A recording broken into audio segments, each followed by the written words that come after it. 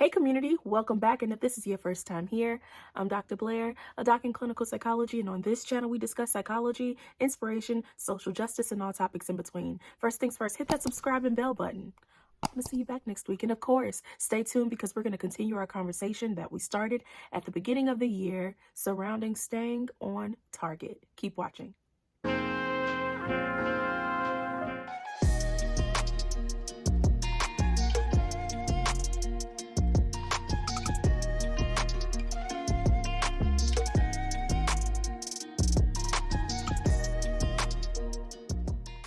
So let's jump into it. Last week, we left off talking about flexibility. And the week before that, we started off this conversation around evaluation or even looking at our new goals, even resurrecting some of those old goals, and moved into how we need to have a flexible mindset as we are working to accomplish goals. Now, this week, I think it's important that we talk about resources. And I know I'm not the only person who's ever asked the question, where are the resources? And if that's you, drop it down in the comments. I need to hear it because I know we are not the only ones. Now, if you've ever asked the question, where are the resources? I want you to take it a step further and ask yourself a few of these other questions. Like, have I ever noticed that I'm not utilizing the resources that are around me?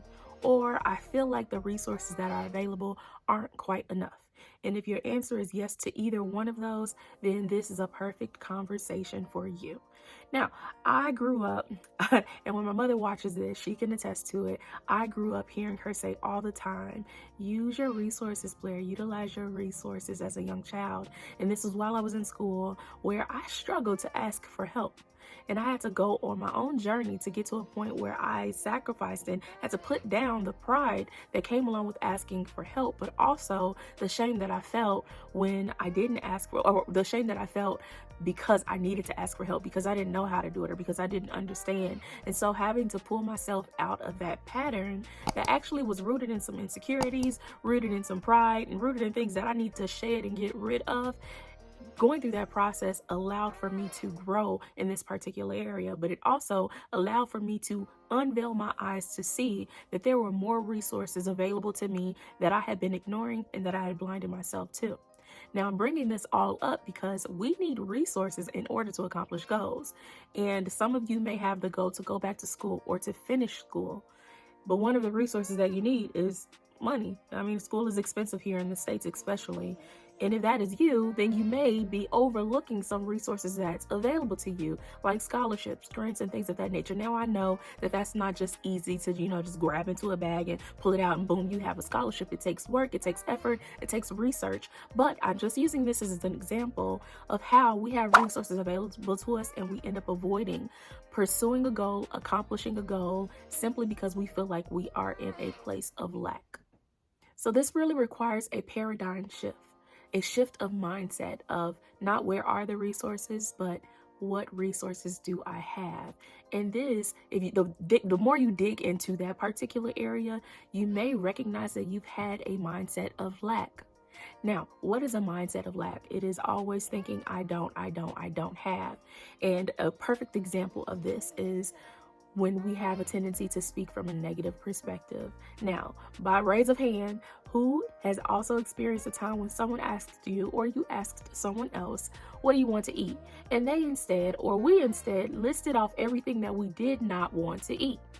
I don't want this, I don't want that, I don't want a burger, I don't want anything fried, I don't want, versus I do want. And so it is training our mind to move away from this negative mindset and instead to look at something that is deposited and or is already there, a positive mindset. And so it's training yourself not to go here first, the place of lack or the not area, but instead to go to the do area. And I can't help but to think about when we are kind of gathering up resources, we have a tendency to sit there and count what we do have. But it really takes a lot of work because typically our mind goes to everything that we feel like we need, therefore everything that we don't have. And so again, working on that paradigm shift and shifting yourself, training yourself to focus on a place of what you do have instead of a place of lack. It takes training. And so if you ever catch yourself that you're saying, well, I don't, instead of I do, blah, blah, blah, blah, blah, Then shift yourself if you find yourself in one area more than the other, and correct yourself. If you start off in a negative place instead, self-correct, and instead come over and answer in a more positive light, or in a place of what you do have, a deposited area. This then puts you in a place to have to acknowledge and see what you have that's in abundance. I'm gonna say it again. This then puts you in a position to see what you do have and what you have in abundance. For example, you may not necessarily have all of the ingredients that you need for this cake, but you may have an ingredient that you can then substitute for it. For example, some of us, for those who are bakers, you're making a cake, and one of the key ingredients you typically need for a cake is what? Eggs. What if you're out of eggs? That's when you then start to focus on, well, actually, I have mayonnaise, which people are like, what? But mayonnaise is made out of eggs. That's a core ingredient of mayonnaise. Or maybe instead you have applesauce. These are things that you can substitute for the eggs that you feel like you don't have, but that the lack of eggs doesn't have to be a hindrance or even a barrier for you moving forward and completing the making of your cake. Because that was your goal. That's what you needed to do. You don't have to go out and search for something that you don't have. Sometimes we have to look at what we do have. And that's just a very simple example. But let's take it a bit further. A lot of us have this desire to lose weight at the beginning of the year. A surge of people are, I'm going to lose a lot of weight this year, and by the summertime, I'll have my summer body ready. And so you have an influx of fitness and personal trainers who are advertising and showing like, hey, we have all of these weight loss programs. That's why they surge at the beginning of the year, knowing that people just came off of, the holidays, eating a lot more than usual, or things that they probably don't eat, and knowing that people typically have the desire to lose weight at the beginning of the year in preparation for the summertime. Great sales tactic. It has proven itself to be helpful and effective. However, if you're in a place where you say, I want to lose weight, and then you go on over to negative land in a place of lack, but I don't have a membership to a gym, but I don't have a personal trainer. I don't have the money right now to pay a personal trainer to help me exercise every week. But I don't have enough time to do it the way I really want to do it. But I don't have everything in place to do it exactly how I feel like it should be done. But I'm not physically ready to do it. Like, how many more excuses can we throw out? How many more excuses can we throw out? Now, I am guilty of having done the same thing. However, it is completely free to exercise. It doesn't cost a thing. It does require for you to set aside some time. It does require for you to have a mindset of you're willing and ready to sacrifice to do this. But those are resources you have available to you. You have time. You just have to look at your schedule and see where you're going to put it in. You have the mind to work on shifting, to have the mindset that you're going to do it, putting your mind to it. You have those things available to you. Now, why is it that we feel like we need all of these special equipment and, it has to be in a certain place? I mean, those are things that may help you to feel like you are, accomplishing that goal, or things that are more effective for you.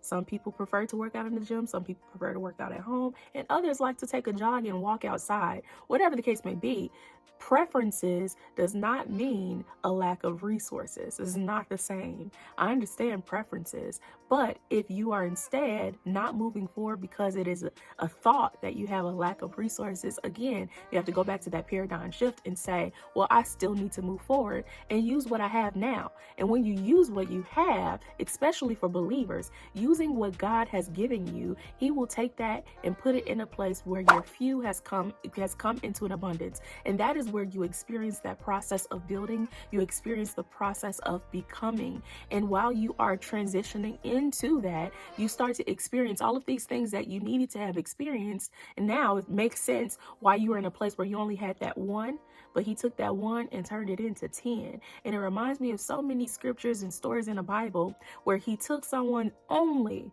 the last that they had, and He put it in a place where they are in abundance. For example, the woman that Elijah went to, all he said was, use your last, and she made some bread, I believe, for her. And he said, you will not run out of, what was it, flour or oil? Correct me in the chat, in the comments, Bible scholars, but you know what I'm talking about. And she had an abundance after that. You will never run out. And she did not, simply because she was in a place of obedience. And if we have an assignment, if we have a goal, if we have a thing that we are supposed to be doing in this earth and we are not moving on it because we feel like in our mind, our perspective has been that we are in a place of lack, then that is where I'm going to have to encourage you again, go back to that paradigm shift and start working on what you do have and how you can use and start where you are. And then I believe that you will push into a place of abundance by faith. And that's where you start to see a lot of the supernatural that will be ushered in on your behalf. And I know I'm kind of toggling between these principles because at the end of the day, these principles are what they are. But for a believer, you have to do all of these things by faith because we cannot please God without faith, right? Okay, last thing. It is also a thing, a mindset that we feel like, we need all of this help and that we're waiting on the help to arrive in order to get started. Now, this is a tricky thing. Again, I'm relating. I typically do not share things with you all that I have not, have worked to overcome or I don't understand. Like I stay away from areas that's not my thing or that I don't know what I'm talking about. So I'm speaking from also experience at this moment. I'm not just telling you professionally. I'm not just telling you spiritually. I'm not just telling you from a psychological perspective, from a strategy perspective, or even from a perspective of being Dr. Blaire. I'm also telling you as personally and what this has meant for me spiritually and in my faith walk. I'm saying this all because sometimes I, myself, or we have refrained from moving forward with the thought of I need all of these things in order to move forward, and it's not always true. In fact, the enemy uses it as a smokescreen or an angle of deception to kind of keep us there to not be able to see the truth.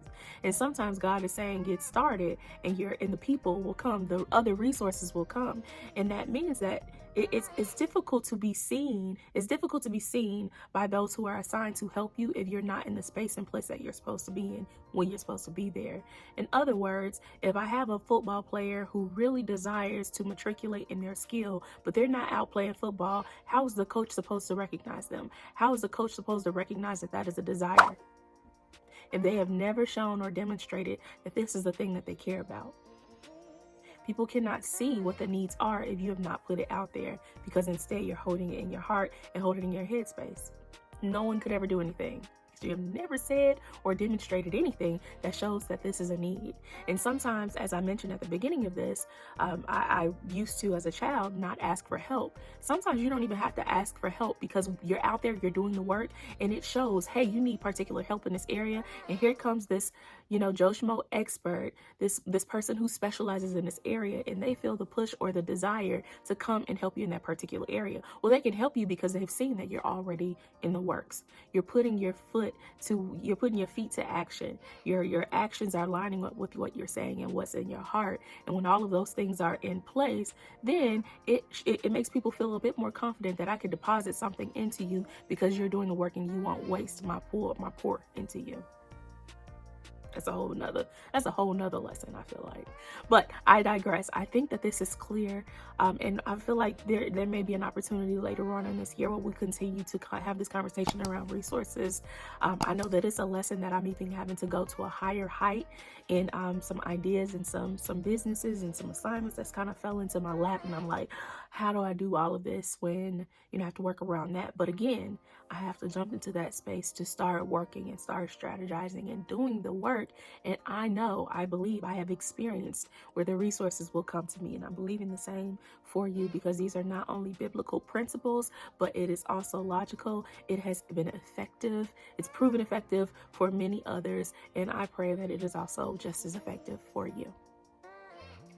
All right, announcement time. Now, last week I announced about the wellness workshop, which has already passed. It was on January 14th. This time, I'm going to make the announcement or the encouragement to go ahead and follow me on social media, because I will be holding more workshops. Some workshops will be free and open to the public. Other workshops will be specifically for clinicians, but I want to be sure that we are connected in some space. So if you're not following me on Facebook, Instagram, or Clubhouse, or have you even subscribed here, go ahead and do so, because these are going to be the places where you will get the first of announcements. And a lot of times I'll drop it in my story before I put it on my page, even if I put it on my page, especially for things that have limited seating. But I want to make sure that we are staying connected, that we can start having conversation. If you are in this field in some way, space, or some way, shape, or form is what I'm trying to say, tongue twisted.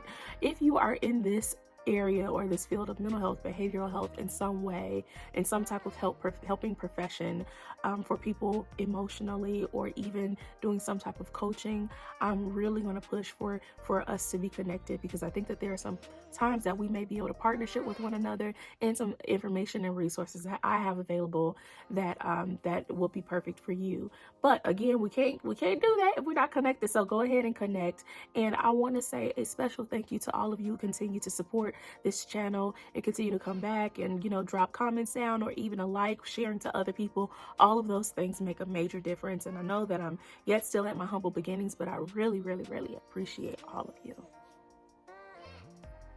Like, comment, subscribe, and share. Share with your community, and be sure to share with someone specific who needs to hear about stretching their ideas surrounding the use of resources. And of course, remember, before you go, and I see you next time, if I'm great and you're great, then we're a great community.